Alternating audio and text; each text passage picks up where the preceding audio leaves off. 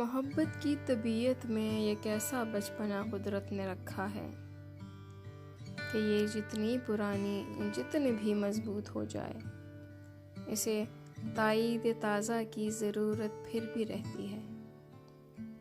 यकीन की आखिरी हद तक दिलों में लहलहाती हो, निगाहों से टपकती हो, लहू में जगमगाती हो, हज़ारों तरह के दिलकश हंसी हाले बनाती हो। इसे इजहार के लफ्ज़ों की हाजत फिर भी रहती है।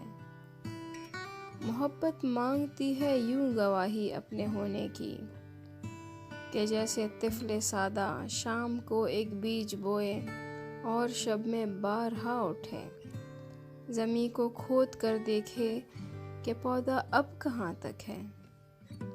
मोहब्बत की तबीयत में अजब तकरार की खू है कि ये इकरार के लफ्ज़ों को सुनने से नहीं थकती। बिछड़ने की घड़ी हो या कोई मिलने की साथ हो, इसे बस एक ही धुन है, कहो मुझसे मोहब्बत है, कहो मुझसे मोहब्बत है, कहो मुझसे मोहब्बत है।